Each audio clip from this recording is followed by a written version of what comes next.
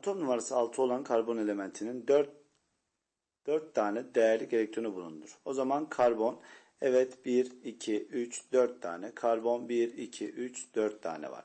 Kendi karbon molekülü arasında birli bağ yapabilir. Karbon ikili bağ yapabilir. Karbon üçlü bağlar yapabilir. Ama karbon kendi molekülleri 2 karbon arasında 4 bağı oluşturamaz. O yüzden hangileri oluşturabilir demiş. İşaretleyeceğim şık D şıkkıdır. Periyodik tablonun 4A grubunda bulunan karbon elementinin karbonun 4 bağ yaptığını ne yapıyoruz? Biliyoruz. Karbon 4 bağ yapmış. Karbon 4 yapmış. Karbon 4 yapmış. Karbon 4 yapmış. Ama D şıkkına baktığımız zaman karbon 5 bağ yapmış. Böyle bir ihtimal yoktur. İşaretleyeceğimiz şık D şıkkıdır.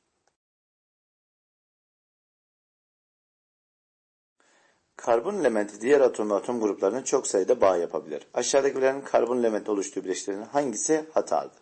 Karbon elementi kaç tane bağ yapacaktır? 4 bağ yapıyor. Bakıyorum. Her bir karbon kaç tane 4 bağ yaptı? Birinci A şıkkım doğru. Her bir karbon, bak incelediğim zaman 4 bağını oluşturdu. Doğru. Evet, karbonlar 4 bağlarını yaptı. Doğrudur. Ama incelediğimizde D şıkkında ise karbonun 5 bağ yaptığı, o zaman hatalıdır. Bakıyorum, E şıkkımız da doğrudur. İşaretleyeceğim şık D.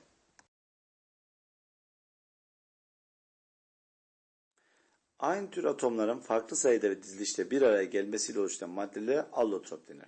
Karbon elementinin doğal ya da yapay allotopları bulunmaktadır.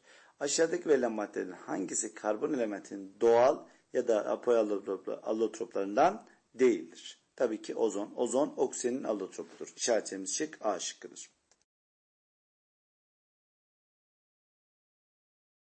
Karbonun allotroplarından biri olan elmas ile ilgili verilen yargılardan hangisi doğrudur? Altıgen halkalardan oluşan geometrik yapıya sahiptir. Altıgen dediğimiz olay nedir? Grafitte geçerlidir. Peki elmas hangi yapıya sahiptir diye sorarsak düzgün 400'lü yapıya sahiptir o zaman. Geldim elmas için düzgün ne diyeceğim ben? 400'lü yapı diyeceğim. Bakıyorum o zaman birinci öncülüm yanlış. Isı ve elektriği iletir yanlış. Hangisi iletiyor o zaman? Sadece karbonun allotroplarından grafit iletiyor. Karbonun diğer doğal allotroplarına göre daha serttir. O yüzden işaretleyeceğim şık B şıkkıdır.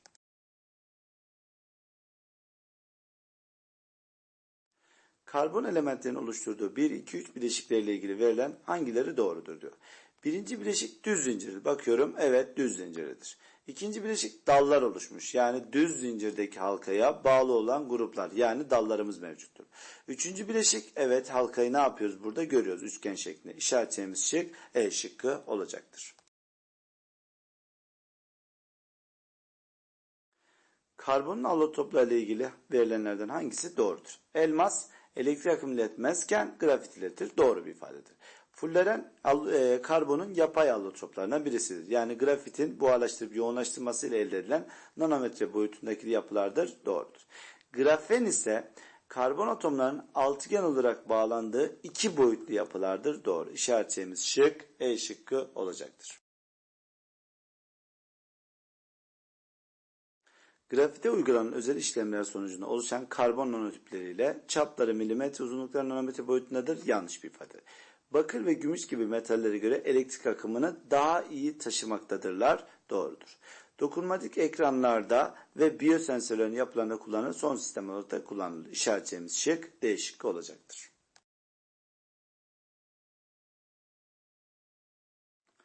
Görseldeki karbon atomlarının allotroplarından biri olan grafenin yapısı gösterilmektedir. Buna göre grafenle ilgili hangileri doğrudur diyor.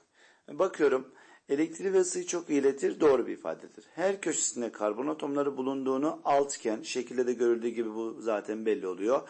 Çeliğe göre daha ağır olmasına rağmen çelikten daha serttir. Yani üçüncü ifadem yanlıştır. İşaretleyeceğim şık B şıkkı olacaktır.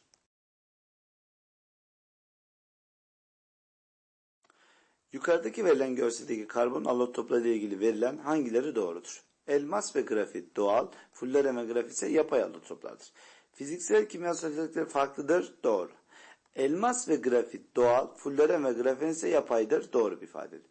Fulleren kurşun geçirmez yelek üretiminde kullanılır. Grafen su geçirmeyen grafit üretiminde kullanılabilir. Doğru. İşaretleyeceğimiz şık E şıkkı olacaktır.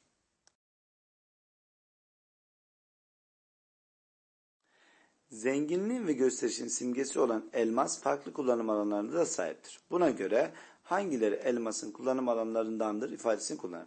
Taş yontucu aletler evet kullanılıyor. Kurşun kalemlerde ne kullanılır? Grafit kullanılır. Değil mi? Matkap uçlarında da elmas kullanılır. İşaretleyeceğim şık D şıkkıdır.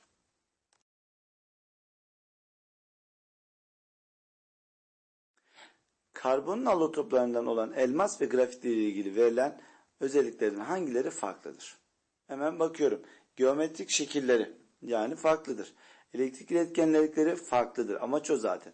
O ikili tepkimeye girebilme istekleri farklıdır. Birbirinden çünkü farklı alotroplar olduğu için farklı isteklerde bulunabilir. İşaretleyeceğim şık E şıkkı olacaktır.